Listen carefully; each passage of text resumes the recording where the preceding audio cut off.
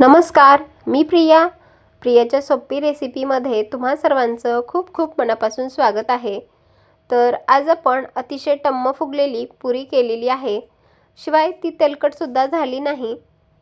तर बघू शकता तुम्ही आपली पुरी किती टम्म फुगली आहे आणि खुसखुशीतसुद्धा झाली आहे आणि अजिबात तेलकटसुद्धा झालेली नाही। तर एक पुरी मी तुम्हाला तोडूनसुद्धा दाखवणार आहे। तर बघा आपली पुरी किती टम्म फुगली आणि अतिशय खुसखुशीत झालेली आहे। तर एक विशिष्ट पदार्थ वापरून आज आपण पुरी बनवलेली आहे। तर व्हिडिओत तुम्ही पुढे बघचालच की आपण आज पुरी कशाची केलेली आहे।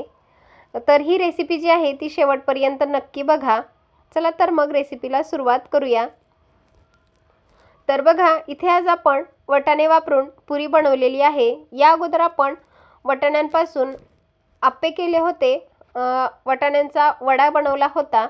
तर आज आपण वाटाणे वापरून पुऱ्या बनवलेल्या आहेत। तर सध्या बाजारामध्ये भरपूर प्रमाणामध्ये वाटाण्याच्या शेंगा आलेल्या आहेत। तर या शेंगा सोलून आपण हे वाटाणे काढून घेतले होते। तर इथे मी 1 वाटी भरून वाटाणा घेतलेला आहे। आता हा जो वाटाणा आहे तो आपण मिक्सरला वाटून घेणार आहोत। त्यासाठी इथे मी एक मिक्सरचं भांडं घेतलेलं आहे आणि त्यामध्ये हे वाटाणे टाकून घेतले आहेत। आता त्यामध्ये 2 हिरव्या मिरच्या टाकल्या आहेत। तिखट जे आहे ते तुम्ही तुमच्या आवडीनुसार कमी जास्त करू शकता। एक 5 ते 6 लसणाच्या पाकळ्या टाकलेल्या आहेत। 1 चमचा जिरे टाकलेले आहेत। आता 1 चमचा आपण इथे बडीशोप वापरलेली आहे। तर बडीशोपमुळे पुरीला खूप छान असा खमंगपणा येतो। तर तुम्ही सुद्धा एक वेळेस पुरी बनवत असताना बडीशोप नक्की टाकून बघा। आता बघा यामध्ये मी 2 ते 3 चमचे पाणी टाकून याचं एक वाटण करून घ्यायचं आहे। तर यापेक्षा जास्त सुद्धा आपल्याला पाणी टाकायचं नाही, अगदी थोडंसं पाणी टाकून वाटण करायचं आहे। तर इथे बघा मी वाटण करून घेतलेलं आहे, म्हणजे वाटाण्याची आपल्याला एकदम बारीक पेस्ट करून घ्यायची आहे। वाटाणा जो आहे तो जाडसर राहिला नाही पाहिजे, एकदम बारीक पेस्ट करायची आहे। आता इथे आपण एक मोठी परात घेतली आहे, त्यामध्ये हे वाटाण्याची पेस्ट आपल्याला टाकून घ्यायची आहे। आता इथे तुम्हाला किती पुरी बनवायची आहे त्यानुसार तुम्ही वाटाणा वापरू शकता। आता त्यामध्ये आपण काही सुके मसाले टाकणार आहेत। त्यामध्ये मी अर्धा चमचा हळदी पावडर टाकली आहे, 1 चमचा धना पावडर टाकली आहे,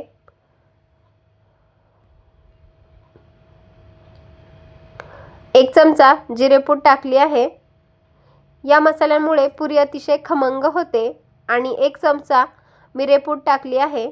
तर मिरे जे अख्खे मिरे असतात ते एकदम बारीक मिक्सरला वाटून घेतले आहेत। आता अर्धा चमचा ओवा टाकलेला आहे। तर ओवा जो आहे तो थोडा हातावरती क्रश करून घेतला आहे। चवीनुसार मीठ टाकून घ्यायचं आहे। अर्धा चमचा लाल तिखट टाकलेला आहे। तर आपण इथे हिरवी मिरची सुद्धा टाकली होती, तर अजून थोडंसं तिखट वापरलेलं आहे। आता इथे मी बारीक रवा घेतलेला आहे। तर रवा जो आहे तो आपल्याला बारीकच रवा वापरायचा आहे। जर तुमच्याकडे जाड रवा असेल तर तुम्ही तो मिक्सरला सुद्धा बारीक करून घेऊ शकता। आता अर्धी वाटी आपण इथे रवा घेतला होता, तर रवा आपण या वाटाण्याच्या पेस्टमध्ये टाकून घेतला आहे आणि रवा जो आहे तो पूर्ण आपल्याला वाटाण्याच्या पेस्टमध्ये चांगल्या प्रकारे मिक्स करून घ्यायचा आहे। तर शक्यतो पुरी बनवत असताना आपल्याला बारीक रव्याचाच वापर करायचा आहे। आता रवा जो आहे तो आपण चांगल्या प्रकारे मिक्स करून घेतला आहे आणि आता रवा छान रेस्ट व्हावा म्हणून एक 10 ते 15 मिनिट आपण झाकून ठेवणार आहेत। आता बघा एक 10 ते 15 मिनिट झालेले आहेत। झाकण काढून घेतलेलं आहे आणि रवा सुद्धा आता छान असा फुललेला आहे। रवा भिजण्यासाठी कमीत कमी एक 10 ते 15 मिनिट आपल्याला हे असंच ठेवायचं आहे। आता बघा यामध्ये आपण गव्हाचं पीठ टाकून घेणार आहेत। तर गव्हाच्या पिठाचं काही असं प्रमाण नाही, कारण जेवढं या वाटाण्याच्या वाटणामध्ये पीठ बसेल तेवढं पीठ टाकून आपल्याला हे पीठ मळून घ्यायचं आहे। तर सुरुवातीला मी 2 ते 3 चमचे टाकले होते आणि त्यामध्ये पीठ मळून घेतलं। तर पीठ अजून आपल्याला कमी पडलं म्हणून अजून त्यामध्ये गव्हाचं पीठ टाकून हे पीठ आता आपण घट्ट मळून घेतलेलं आहे। तर बघा आपण पुरी बनवत असताना शक्यतो पीठ एकदम घट्ट मळायचं आहे, कारण जर तुम्ही पीठ पातळ केलं तर पुऱ्या या तेलकट होतात। तर इथे बघू शकता तुम्ही पीठ एकदम आता मी घट्ट मळलेलं आहे। आता सुरुवातीलाच यामध्ये वाटणामध्ये आपल्याला तेल टाकायचं होतं, पण ते विसरलं, म्हणून मी आता तेल टाकून हे पीठ अजून छान असं मऊ करून घेणार आहे। तर कधीही पुरी बनवत असाल तर पीठ एकदम घट्टच मळून घ्यायचं असतं, कारण जर तुम्ही पातळ पीठ केलं तर पुऱ्या या आपल्या तेलकट होतात। तर बघू शकता तुम्ही आपलं पीठ सुद्धा आता छान असं मळून झालेलं आहे। आता आपण याच्या पुऱ्या बनवून घेणार आहेत। तर त्यासाठी इथे मी एक लिंबाच्या आकाराचा गोळा बनवून घेतलेला आहे। तर अशा प्रकारे आपण बाकीचे सुद्धा गोळे बनवून घेणार आहेत, म्हणजे पुरी लाटण्यासाठी आपल्याला पटकन सोपं जाईल। आता इथे मी पोळीपाट घेतलेला आहे आणि आता आपण पुरी लाटून घेणार आहेत। तर थोडंसं आपल्याला तेल लावून घ्यायचं आहे आणि अगदी हलक्या हाताने ही पुरी लाटून घ्यायची आहे। तर पुरी आपल्याला जास्त जाड किंवा अगदीच पातळ सुद्धा लाटायची नाही, मध्यम आकारामध्ये ही पुरी लाटून घ्यायची आहे। तर इथे बघा आपली पुरी बनवून तयार झालेली आहे। तर बघू शकता तुम्ही आपली पुरीला किती रंग मस्त आलेला आहे आणि दिसायला तर खूपच मस्त दिसत आहे। आता ही पुरी आपण लगेच तळून घेणार आहेत। तर गॅसवरती मी कढईमध्ये तेल गरम करण्यासाठी ठेवलं आहे। तर तेल आपल्याला अगदी कडकडीत तापवून घ्यायचं नाही, अगदी मंद आचेवर हे तेल तापवून घ्यायचं आहे।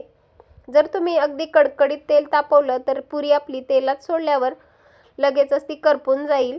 तर अगदी मंद आचेवर तेल तापवून घेतलं आहे। आता बघा मी तेलामध्ये एक पुरी सोडून घेतली आहे। अगदी मंद आचेवर दोन्ही बाजूने सुद्धा आपल्याला ही पुरी तळून घ्यायची आहे। तर बघा इथे आपली पुरी तेलामध्ये सोडली, तर बघा काय टम्म पुरी फुगली आहे। आता पुरी मी दुसऱ्या बाजूने पलटवून घेतली आहे आणि दोन्ही बाजूने सुद्धा आपल्याला ही पुरी आता छान अशी तळून घ्यायची आहे। तर तेल चांगलं थोडंसं मध्यम आचेवर तापलं की नंतर ही आपल्याला पुरी अगदी मंद आचेवर दोन्ही बाजूने तळून घ्यायची आहे। तर बघू शकता तुम्ही पुरीचा रंग सुद्धा बदललेला आहे आणि पुरी आपली छान अशी तळून तयार झालेली आहे। आता ही पुरी आपण झाऱ्यामध्ये काढून घेणार आहेत आणि तेल जे आहे ते आपल्याला निपटून घ्यायचं आहे। तर बघा इथे आपण पुरी तळून घेतलेली आहे। तर अशा प्रकारे दुसरी सुद्धा मी पुरी तुम्हाला तळून दाखवणार आहे। तर इथे आपली दुसरी सुद्धा पुरी अतिशय टम्म फुगली आहे। तर दोन्ही बाजूने सुद्धा आपल्याला ही पुरी छान अशा रंगावर तळून घ्यायची आहे। तर बघा एका बाजूने तळली की ती दुसऱ्या बाजूने आपल्याला पलटवून घ्यायची आहे। आता ही सुद्धा पुरी आपली छान अशी तळून तयार झालेली आहे। लगेचच आपण ही झाऱ्यामध्ये काढून घेणार आहेत आणि तेल जे आहे ते आपल्याला निपटून घ्यायचं आहे। अशा प्रकारे आपण बाकीच्या पिठाच्या सुद्धा पुऱ्या तळून घेणार आहेत। तर बघा इथे आपल्या पुऱ्या सर्व तळून तयार झालेल्या आहेत। अतिशय टम्म फुगली आहे आपली पुरी। तर दिसायला तर खूपच मस्त दिसत आहेत आणि रंग सुद्धा खूपच सुंदर आलेला आहे। तर तुम्ही सुद्धा अशा प्रकारची पुरी नक्की करून बघा। तर एक पुरी मी तुम्हाला दाखवणार आहे। तर बघा अजिबात तेलकट झालेली नाही आणि शिवाय अतिशय खमंग आणि खुसखुशीत ही पुरी झालेली आहे। तर सध्या थंडीचे दिवस सुरू आहेत। थंडीच्या दिवसामध्ये गरम गरम खायला खूपच सगळ्यांना खूपच आवडतं। तर तुम्ही सुद्धा एक वेळेस या वाटाण्याच्या पुऱ्या नक्की करून बघा आणि रेसिपी कशी वाटली नक्की कमेंट करून सांगा। व्हिडिओ जर आवडला असेल तर जास्तीत जास्त लोकांपर्यंत शेअर करा। चला तर मग पुन्हा भेटूयात। धन्यवाद।